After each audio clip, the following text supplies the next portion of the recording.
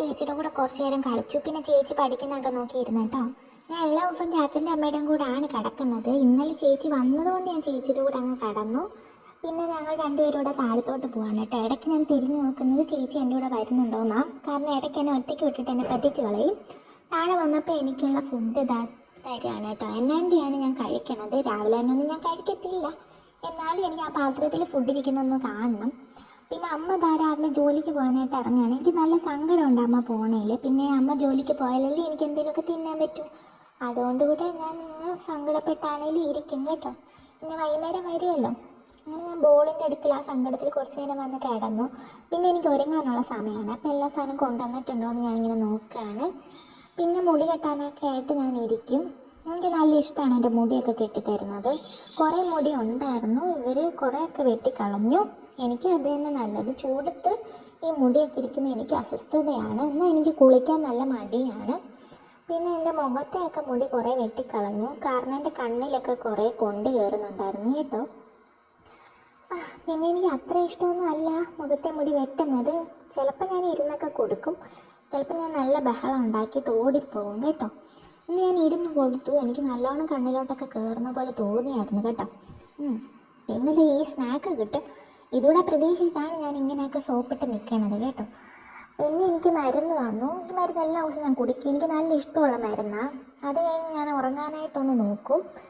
അങ്ങനെ ഉറങ്ങി വന്നപ്പോഴത്തേനും ചേച്ചി എന്നെ വിളിച്ചുകൊണ്ടുവന്ന് പല്ല് തേപ്പിച്ചു. ഞാൻ 2 നേരം പല്ല് തേക്കും കേട്ടോ. നിങ്ങളൊക്കെ 2 നേരം പല്ല് തേക്കുമോ?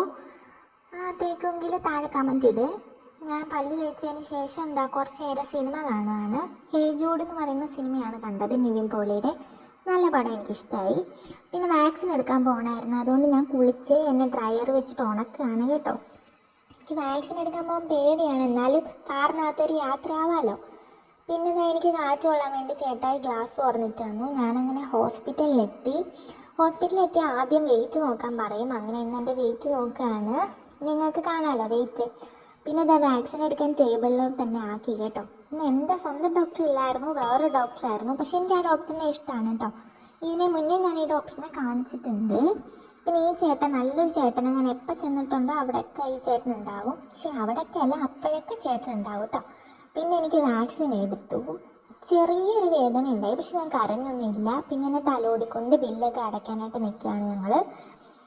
ഈ പട്ടിക്കുഞ്ഞിനെ ഞാൻ അവിടെ വെച്ച് പരിചയപ്പെട്ട്. ഇതിൻ്റെ പേരെന്തോ പറഞ്ഞ് മറന്നു കേട്ടോ. പിന്നെ എന്നെ ഷോപ്പിങ്ങിന് കൊണ്ടുവന്നു.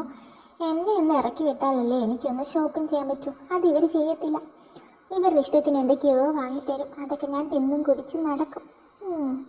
പിന്നെ ബില്ല് അടയ്ക്കാനായിട്ട് വന്ന് നിന്ന് കേട്ടോ. അപ്പോഴാണ് എൻ്റെ ഫേവറേറ്റ് ബിസ്ക്കറ്റ് കണ്ടത്. ഇപ്പോൾ സൂം ചെയ്ത് കാണിച്ചു തരാം കേട്ടോ. ഇതാണ് എൻ്റെ ഫേവറേറ്റ് ബിസ്ക്കറ്റ്. പക്ഷെ ഇപ്പം എനിക്ക് വാങ്ങി തരാറില്ല, കാരണം ഞാൻ കഴിഞ്ഞാണ് വാങ്ങി തന്നിട്ട് തിന്നില്ല. പിന്നെ ഇഞ്ചക്ഷൻ എടുത്ത ക്ഷീണത്തിൽ ഞാൻ കിടന്നുറങ്ങി കേട്ടോ. അപ്പോൾ പിന്നെ ഒരു ദിവസം കാണാം. ബാക്കി വീഡിയോ ആയിട്ട് ബൈ ബൈ.